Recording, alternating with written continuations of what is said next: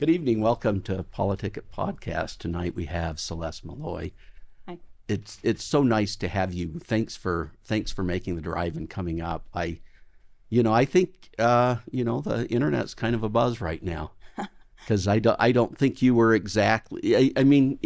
This is a Cinderella story in a lot of ways, right?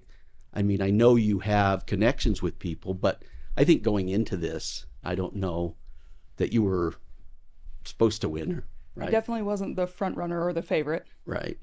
but I'm the nominee now. Yeah. Well, and that's a great thing. I'm a big believer in the caucus system. And I think it's great that you went through there. You didn't gather signatures, right? Yeah. And you're the convention nominee. Yep. And so what a wonderful thing. It is a wonderful thing, and I would like to hear more people talking about this as an example of why the convention system works. I mean, we talk all the time about how having a convention system means you don't have to be wealthy to get into a race, and I don't know how many races we've had so far that have proved that to be true, but this one definitely does.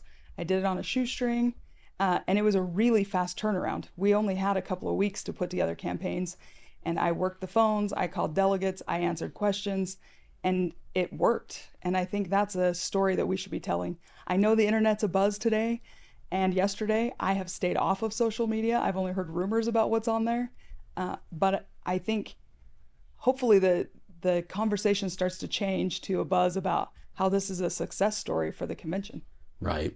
Well, and that normally is the talking point about the convention, right? I mean, one of the great things about that is that you don't have to have a lot of money, right? You have to work really hard. And that's maybe why some career people, don't like it that well, right? Because it's hard to talk to all the delegates. I was probably making phone calls for 10 to 14 hours a day, every day. And I like talking to people. I'm very outgoing. I'm a chatter, but it tested the limits of how many hours a day I can talk about myself. Yeah. So let's talk about you, okay? Because I really believe that this happened really fast, and I believe there's a lot of people that really don't know Celeste, right? They don't know you very well. And so why don't we talk a little bit about your background, what you've been doing the last number of years, Okay. and what your goals are. Okay. Well, do you want to start with goals and then do background? Yeah, let's. Okay. So I ran because I care about the second district. And I know I've said that so many times in the last few weeks that it's starting to feel cliche. But that is the honest to goodness truth. I've spent my life in public service. I used to be a soil conservationist. I spent my 20s living in Beaver, Utah, working with farmers and ranchers. And I really loved the work. I loved helping people. I like solving problems. After I'd been there for a few years, I realized that it was really frustrating that the people I was trying to help their lives are controlled by water and land policy that they don't always understand, and there's nothing they can do to change. And I realized I had to do something to change it, or I had to stop caring. And I'm not caring just wasn't really a good option for me. So I left there and went to law school. And when I graduated from law school... And that was at BYU, right? That was at BYU, yeah. So there is a 3-year period where I was not in the district. I was in Provo for law school. But after law school, I went to work in Washington County, at the Washington County Attorney's Office. I was a civil deputy county attorney, and I mostly did public lands law. It was something I had a background in. It was something I was passionate about, but I had no idea how important it would end up being. I was fresh out of law school. They hired me before they even knew if I'd passed the bar. And I started working on a BLM plan, Bureau of Land Management, resource management plan, which most people never even read. It was thicker than the Bible and a lot of jargony things in there. But as I read it, I kept flagging things that I thought these are problematic for the county. The people here are going to run into problems if this plan is implemented the way it's written. And when I took it back to my boss with all the sticky notes coming out of it everywhere there was a problem, he said, we need to get out and start talking to people about this and see what we can do. And so I spent the next several weeks going to all of the the county meetings, all the city meetings, talking to all the mayors, talking to every group in Washington County about what was in this plan. And the thing that was really cool about it was that we got a lot of those problems solved before the plan was ever implemented. Some of the problems didn't get solved, and we ended up having a congressional field hearing in St. George about that plan. And I realized how important policy work actually is. So stepping back in my story to when I was in Beaver and I was working with people who are resource dependent and couldn't do anything to change the policies. Now here I was a few years later and I could do something to change the policies. And that was just thrilling. And I guess that's how a political career was born. I still didn't ever plan on running for office, but everything I've done since then has been in policy and trying to solve problems for people who, we live in the West, we're in a public land state, and I think people have just kind of gotten used to the idea that federal agencies create policy and there's really nothing you can do. And now I like to try to do something. I like going toe-to-toe with federal agencies and defending the freedoms that people need. I want to empower Utah over Washington, D.C. And I've been doing it as a staffer. I've been doing it in policy. I'm kind of surprised that I wanted to run, but it's exciting. I'm happy to be here and I'm ready to work and ready to serve. This is a perfect district for you, isn't it? Yeah. In terms of what the real issues are in CD2, right? Yeah. I don't think people really comprehend how much of your district is tied up in these issues, right? Yeah, and it isn't just the rural areas. I've had people say, okay, well, public lands, but what about all of the other federal issues? I've been doing natural resources. That includes power, that includes water. So even here on the Wasatch Front, that includes the Great Salt Lake. That includes municipal power. That includes transportation. And those issues cover the entire district. They're also the same issues with every other part of life. So I happen to have spent most of my time fighting back federal overreach in land management. There's also federal overreach in education. There's federal overreach in veterans affairs. There's federal overreach in transportation. There really isn't an area left that the federal government isn't trying to get its fingers on. And I like spending my time trying to beat the federal government back out of people's lives.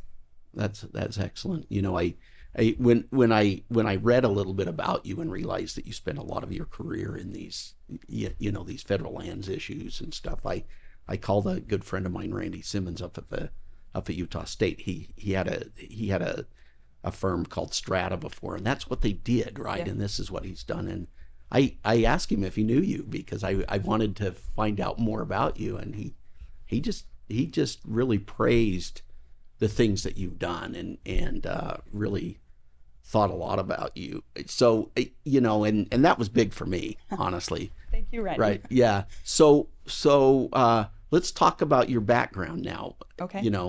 You went to law school, BYU. Where'd you do an undergraduate degree? My undergrad is from Southern Utah University. I always say I have an agriculture degree. I actually have 3 of them. So the way they do the program at SUU, I have a bachelor's degree in plant science, an associate's degree in animal science, and a 1-year certificate in farm and ranch management. So, interesting. And then you go to law school. Yes. Right. And then you deal with these issues quite a bit. I do. What about you personally? What are some things that people don't know about you that are unique? Well, what I'm finding out right now is people don't know anything about me. But I like oil painting, I like walking, I have hobbies, but really I've kind of been a workaholic most of my adult life. I like policy work. I like solving problems. I like helping people. I am very much a people person. Excellent. Well, you must have pretty good relationships with people. I know Chris Stewart came out fairly early and gave you an endorsement, right? I don't know if that's official endorsement, but it is an official endorsement. Yeah, and he certainly said a lot of nice things, and I think people in that district like Chris Stewart, right? Yeah. I think in the last convention he got 85 something % of the vote from the delegates. Pretty amazing, actually, right? Yeah. And you know, the delegates, I think, look into the issues pretty well. Yeah. And a lot of people said, you know, well, we don't know who she is. I said, I can guarantee you those delegates knew who she was. Anybody who would pick up their phone knows. I didn't call every single delegate, but I got through nearly the entire list. And some people talked to me for 30 minutes. Some people would talk for a couple of minutes, but I answered whatever questions people asked me. Sometimes I could tell they wanted a certain answer, and I tell people the truth. If they wanted an answer and that isn't how I feel, I told them. And I think the delegates respected that. Yeah. So what were the kitchen table issues that people brought up? What were the issues you heard a lot of? Some of them surprised me. Some of them were what you would expect. I answered a lot of questions about ESG, environmental social governance, and the financing that, you know, discourages fossil fuels and gun manufacturers, et cetera. A lot of questions about... Those are big issues in that district, aren't they? They are. They're big issues nationally. They're things we should be talking about. A lot of questions about federal policy, a lot of questions about the Constitution and separation of powers. Federalism happens to be one of my favorite topics. I mean, when I talk about battling back the federal government, it's because... You're a federalist. I'm a federalist. The state should be making most of these decisions. And yeah, it's funny how most people, though, they hear the word federalist and they think you want a big federal government, and it's right. just the opposite. Yeah. Right, of what you would assume it means. And I've worked for state, county, and federal government, and I can tell you it's a lot easier to make changes at the lower levels of government. I mean, counties are much more nimble. They respond quicker to their constituents, and county commissioners live right there amongst their constituents. You get to the state level, they're still pretty responsive to a small group of people. But at the federal level, it's so much harder to get an audience, to get results. Well, we're going to take a break, okay? And we'll come right back and talk a little bit more. Okay. Thank you. Hey, gang. For all things Utah politics, make sure you tune in to PoliticIt, the greatest podcast around, with your host, Senator John Johnson. We'll see you soon. Ciao, baby. Welcome back to PoliticIt. We're talking to Celeste Maloy, the GOP nominee for Congressional District 2, which is being open because of the retirement of Chris Stewart, right? The resignation of Chris Stewart. Yeah. Now, one of the things that happened was Chris actually endorsed you, right? We were talking about that. So what did he say? First of all, his endorsement means the world to me. I've worked for him for 4 years. He's known me even longer than that. He believed in me when a lot of people didn't know who I was. And I feel really proud that I've proven him right for believing in me. But in the endorsement, he said there are 2 things you need to lead. 1, the humility to listen to the people that you're supposed to represent, and 2, the ability to make the hard choices on behalf of the people that you represent. And he said that those 2 things describe me, and I will live the rest of my life proving him right about that, because that meant everything to me. So, you know, one of the comments you made early on was that people don't know you very well, right? And so there's a lot of chatter that's going on that isn't very nice. Some of it is, but why don't you, just for the record, let's talk about what issues are important to you, what you believe. All right. Right? So I think my conservative bona fides are pretty solid. I'm pro-life, pro-Second Amendment. I think we need a secure border. At the same time, I have taken meetings over and over and over from Utah businesses that desperately want visa workers and can't get them. So when it comes to immigration, we're failing on both sides of the coin. We need to have control of our borders. You're not a sovereign nation if you don't know who's coming in. We also need to fix our visa system so that Utah businesses that need workers can get the workers that they need. I'm pro-rule of law. I'm pro-federalism. I anti-big government. I think every federal agency should be trimmed back by Congress, using the power of the purse to only have the budget to do the things they have the statutory authority to do. So many of our problems could be solved if Congress would just, we talk about defunding agencies all the time. Nobody's doing it because every agency was created to do something. But it is the nature of bureaucracy to want to grow. And agencies do that. They want to grow their budgets, they want to grow their missions, and they keep wanting to get involved in more things. And I think Congress's job, the role of government is to protect the freedom of the people. And Congress's job should be using the power of the purse to hold those agencies in the executive branch in check. We have checks and balances between the branches, and our job is to make sure these executive branch agencies aren't making Utahns less free, which is their nature to do. So we've got to be constantly vigilant and constantly trimming their budgets back and making sure they can't use funding to do things that are outside of their roles. Okay, so an issue I hear a lot about is inflation. Yeah. What do we do? I'm not an economist, but I have spent a lot of time on this issue, and it seems to me like the answer to inflation is government needs to spend less than it takes in, or at least match its spending to what it takes in, and stop pumping so many federal dollars into the economy that we have inflation and the economy can't keep up. If we had a strong economy and a balanced budget, then we could fix the problems with our debt and our spending and our debt. Well, our spending.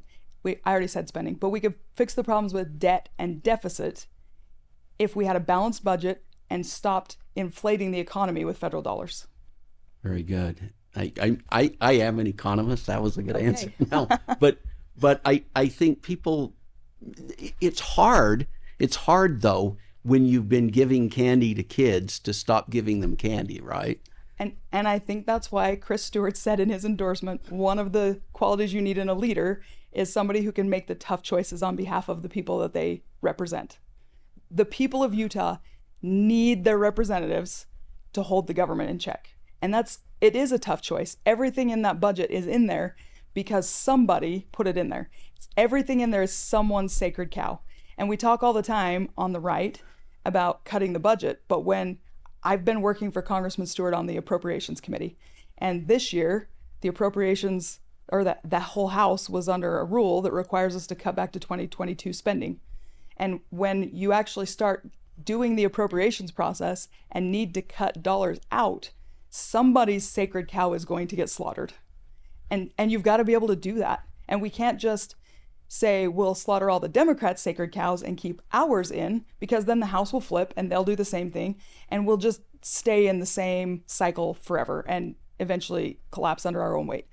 Republicans have to be willing to say, I know people like this, but we can't afford it. That's good. So education's a big issue. Yeah. Where do you stand there? I mean, I'm pro-education, obviously. My mom was a school teacher. She's retired now. But the federal government shouldn't be telling state and local school boards what their education standards should be. I think every Republican nominee for president that I can remember has said they're going to go in and defund or dismantle the Department of Education. Nobody ever has. Obviously, it's not easy to just make a department go away.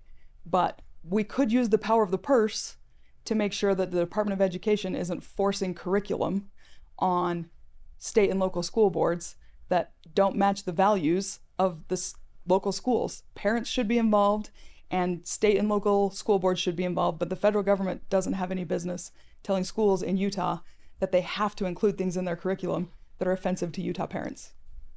So there was a group of people going through your Twitter, and some of these issues came up, but what, I mean, you talked about what you really believe in, Yeah. right? Yeah. And so how do we stop this chatter? Or do you... I think the chatter's a distraction. Hopefully it goes away soon, but when people talk to me and hear about my experiences and the things I've done through work, I think it becomes pretty clear where I stand on issues. I'm willing to give people the benefit of the doubt. I think most people are basically decent. And I think right now I'm well known in policy circles. I'm better known in rural Utah than I am on the Wasatch Front. And I think people are a little panicked that I'm the nominee and this was a really short period and not everybody got to know me. And I'm willing to work to earn people's trust and respect. And then I think the chatter dies under its own weight. I've said for years in a lot of different contexts, the hard work always speaks for itself eventually. People may not understand right off the bat, but if you keep working hard, if you keep serving people, if you keep caring and being true to yourself, then the work speaks for itself. the chatter, in my opinion, really should be, look how great the caucus system is. Yeah. Right? This is an amazing example of the caucus system working. I became the party nominee in a federal race for about $20,000. This is what people have argued doesn't happen anymore. And I'm sitting here as living proof that it does. I would love to see people talking about that, championing that. And I would love to see people who claim to be Republicans rallying behind the nominee, because the other option right now, my grandpa always said, what's the alternative? When you're making a decision, ask yourself, what's the alternative? The alternative right now is write-in candidates or a Democrat. So here's an interesting thing, okay? You are, I mean, when you talk about this, you talk about the fact that $20,000 got you where you are, right? Why should mom and dad sitting around the kitchen table think that's important? Who picked you? The delegates picked me. And the reason that should be important to mom and dad sitting around the kitchen table is because politics have gotten way too expensive. The barrier to entry is too high. And if the only people who can participate in the political process are people who are already wealthy, then it's hard to have someone who can represent. I mean, I said at convention in my first speech, I think I'm a lot like the people in District 2. There are certainly some wealthy people in District 2, but I think if you look at a bell curve of the voters, I'm probably a lot like the people in the big part of the bell curve. I've worked for wages. I have had to make my budget stretch. There have been times when inflation has made it so I can't quite make ends meet at the end of the month. And having somebody represent you in Congress who knows those feelings, who's felt that pinch, I think it's really important. Amen. No, I think that is, that's what people forget. They say, well, the delegates, they're all the, the doers in the neighborhood. And I've been to plenty of caucus meetings, right? It's the people that actually want to put in the work that get elected. The delegates have been amazing.